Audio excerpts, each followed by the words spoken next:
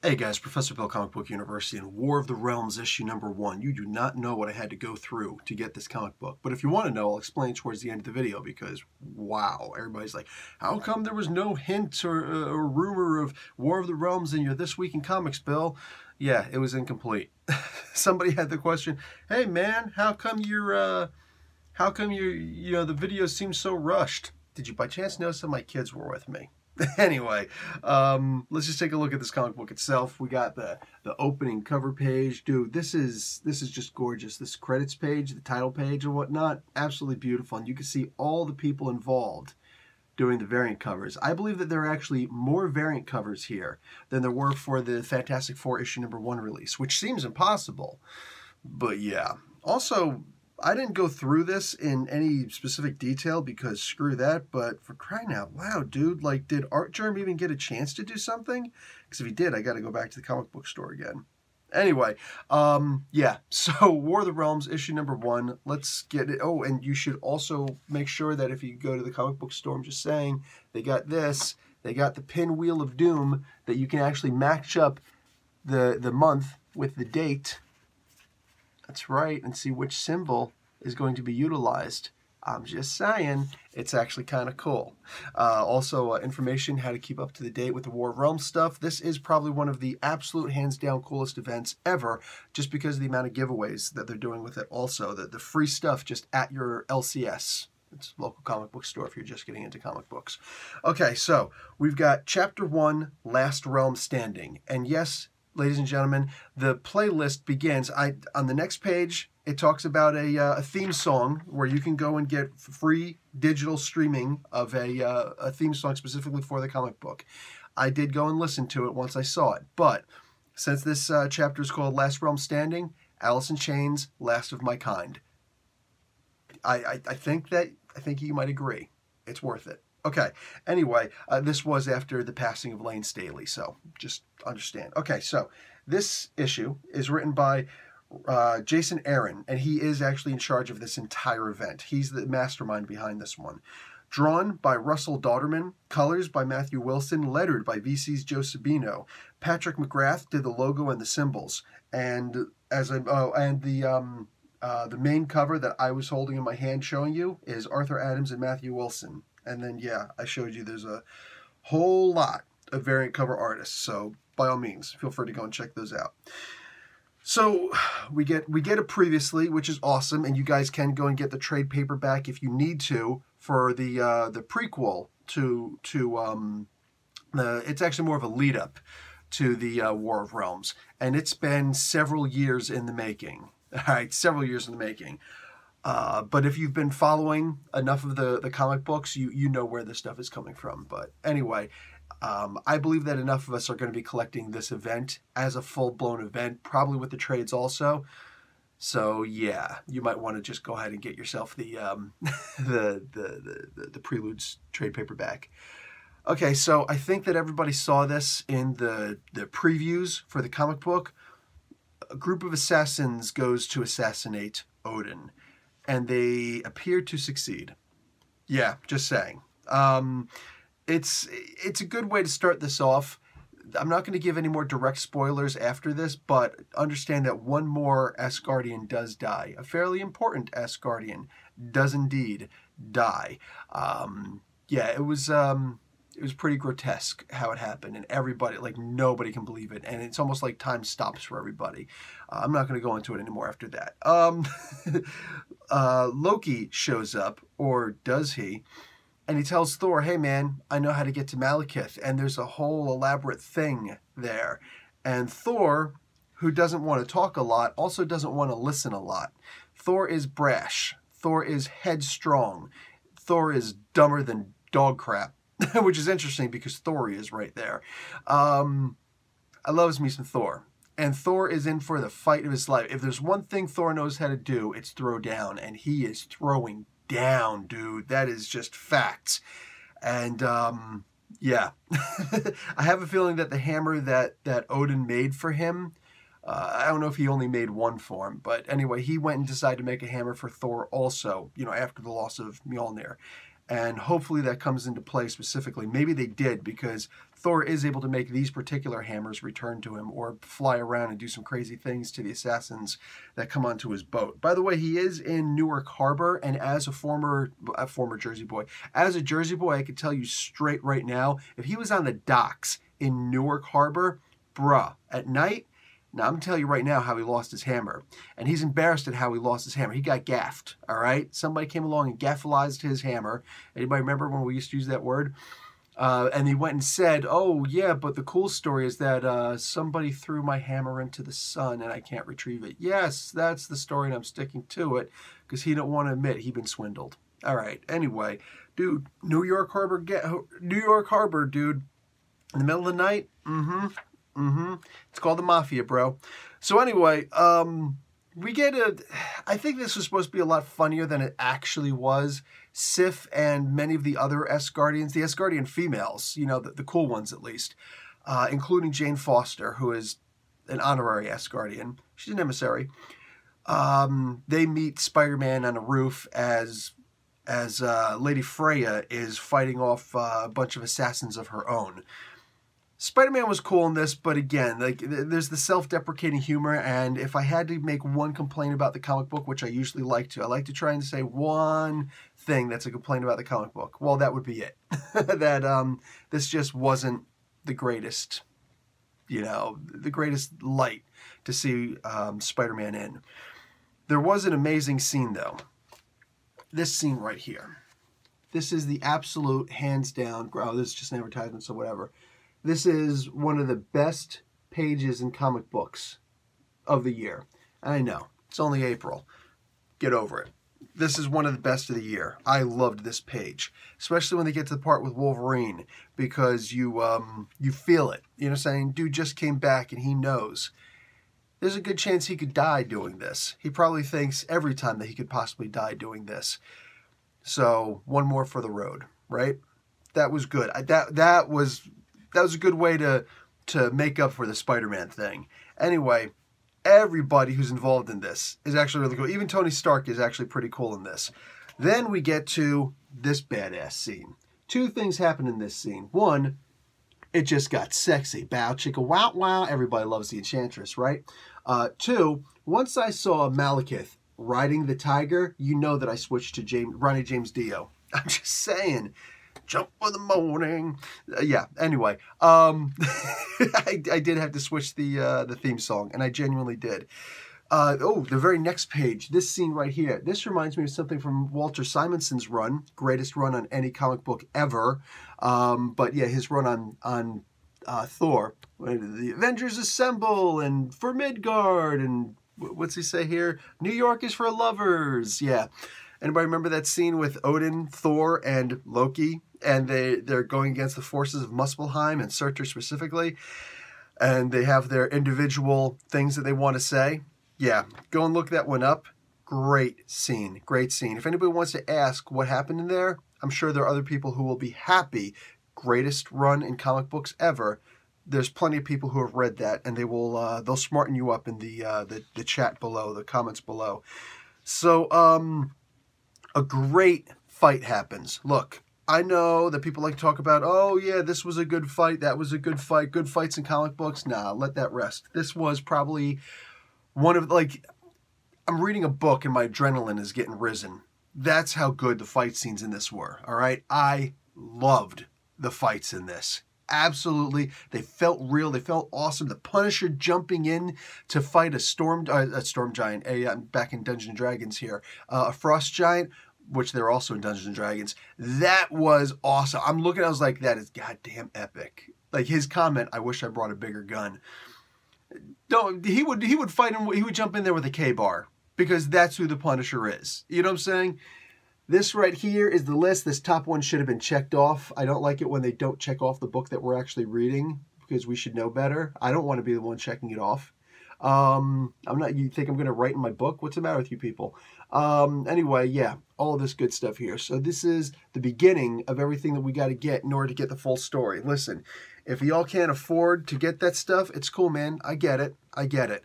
I'll be getting the stuff for you. All right, I'll be getting the stuff for you. I'll tell you which ones are cool. I'll tell you which ones suck. I'll tell you which ones are absolute must-haves. I'll tell you if there's any, what do you call it? What the hell do they call it? The first appearances and stuff like that, because that's the kind of guy I am. Anyway, fantastic book, and you should definitely get it. Okay, now, the question of, hey, Professor, how come it wasn't in the video? Look, when I got there to do the video, things were really hectic. My wife and I are both really hard workers, all right?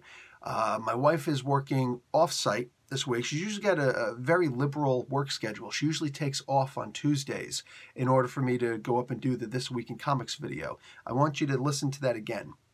In order to bring you free content, my wife takes off of work so that I can bring you the This Week in Comics free content. All I'm saying is, from this point on, if you click away from one of my advertisements that's on, and there should only be one advertisement on there, but whatever. If you click away from the advertisement, at the very least on that video, know that you are in fact a douchebag. And if anybody's got a problem with me saying that, it's because you click away on the videos, all right, from this point on. If you did it before, understand I don't get paid. That means that I 100% did all the work for free, and my wife took off of work so that you can get free content. It's totally free content. And the only way that I get any money off of these videos is if you watch the video all the way through. All right? Or you can click on the video. I think there's a little bonus in there for me if you do, and whatever. I don't know that. But if you click off of the video, I get zero money. If you watch the first 5 seconds of a video, if there's a 25-second video, whatever, and you watch 24 seconds of it and then click off of it, they get their money's worth, but they don't have to pay for the video, and I don't get paid for the video. So yeah, at the rate, even if it's a commercial you hate, make them pay for the video, okay? Make sure I get paid for it. Just saying. If not, you are a douchebag. If you have a problem with me saying that, go to another channel, bro. Or say something in the comments so I can block you, because it's not cool that I'm doing free content for you. Just saying. Anyway, this week and for 2 more weeks, I will not, or my wife will not be able to take off of work. It's impossible. It's a union thing. She cannot take off of work for these couple of days, for these particular 3 weeks. So, as the work from home dad, I also by default become the stay-at-home dad. So I'm stuck with, that sounds meaner than I meant for it to be. I stay at home with my 3-year-old. And when my 5-year-old can't go to school for whatever reason, sick, he's a kid, kindergarten, yeah. I take care of him also during the day until the wife gets back from work. And that's 5 days a week. You know what I'm saying? So since my wife could not do whatever, since she could not stay home, I had to take care of my 3-year-old, and I had to bring him to the comic book store. Oh, but it gets worse. Wife had to take the car. She could not take city transit because this is a fairly remote location. What do you call it? So I had to go and get my kid out of school early by 45 minutes. Yeah, in order to make the bus to get there, in order to do the video and whatnot. So 45 minutes to a half an hour early, I got to do that. That's right. I do that for you guys for what is essentially free content for a lot of yous. Just saying. Just saying. Think of the dedication. So I do all of this. I get down to the comic book store. I've got both of my kids. Both of my kids with me the entire time. Oh, they're good kids. You can see how good they were in the This Week in Comics video. They are freaking awesome kids. But they are still kids. They're 3 and 5 years old. And yes, I had to promise them a piece of bubblegum candy by the end. You got to bribe the kids. If you don't bribe kids, you're doing parenting wrong. I'm just saying. It's teaching them capitalism and the monetary system. Or at the very least, the barter system. So anyway, yes, that's that's what I had to do. So good kids, but yeah. So I was not paying attention when they put up all the comic books in the racks and whatnot, but they were they were not able to put up all of the War of the Realms comics. See, since they decided to put up 1 million War of the Realm covers, variant covers for this comic book, they had to do something different with them. So all the comic books went up except for this this title. That's why when you go and you look at me doing the sweep, where I show all the comic books that came out with just the music overlying it, I call that the sweep. That's why you saw there was so many empty spaces. I'm just like, dude, I know there weren't a lot of comics out this week, but geez, you guys could have at least tightened it up. You could have tidied it, a little bit. But anyway, they were just throwing the stuff out there in as close to alphabetical as they could until they could find a way to advertise all of the War of the Realms, which went in the top shelves of the first rack that you saw later. So it looks good today. I went today, and it looks really good. You're going to say, wait, you went back to the comic book store? Yes, I did. With my 3-year-old, left the 5-year-old at school because I knew that I could make it back in time to pick him up when the bell rang. I took the bus again up to the comic book store in order to do that. Now, mind you, Ken Lashley, who's going to be doing one of the stories here, he was also in one of the comic books this week. I don't remember. Oh, Spider-Man Hunted. Spider-Man issue number 18.hu. Ken Lashley was the artist there. He was on Superman Doomed. He was X-Men Prime. He did a whole bunch of great stuff. He's an awesome, awesome artist. He was there today. So the comic book store was really crowded. You may have also noticed that I put up the whole chop the mop thing. I went up there and I was working with the assistant manager at the comic book store, and she set up a GoFundMe for, hey, now that I've got 10,000 subs, I promised I was going to cut the hair for charity. Go and check that out, and I'll be doing a video for that also. Yes, all that I do, and I'm still trying to do stuff for charity. Instead of putting up a Patreon and soliciting you guys to subscribe to the Patreon, just watch the ads. That would be more than enough for me. Just watch the lousy ads.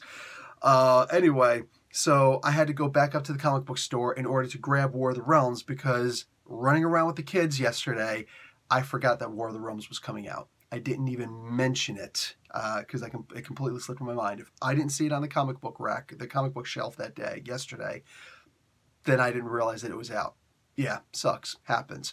Hopefully I'm more prepared next week. I'll try and do better for you guys. So anyway, yeah, that was my day. I took the bus all the way back up to the comic book store just to get one comic book, because honestly, I thought about, 3 o'clock in the morning when I start putting out my reviews. I put out my reviews at 3 a.m. because that's when the, Comixology puts up the comic books, for purchase digitally. And I swear to God, I hovered over the buy it now option. I was like, maybe I should just do this. Maybe I should just buy the comic book now. But it was full price. And like, no, I know I want the physical copy. And at if it was a regular $3.99 comic book, I would have bought the comic book twice because that's just what it is. But at $5.99, couldn't do it. And that's $5.99 US while I'm in Canada, mind you. Most people don't like the idea of paying $10 for a comic book, but yeah, that's what we do in Canada. So that stunk. That stunk it up big time.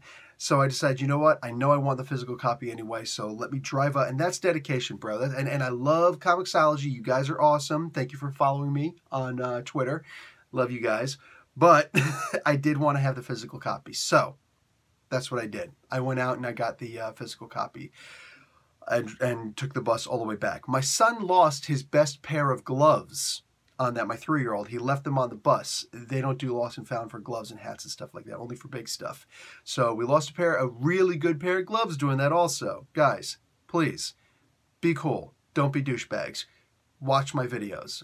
When you watch my videos, when you watch my content, if an ad comes up, please just let the ad run all the way through so that I can actually get some kind of ducats for this.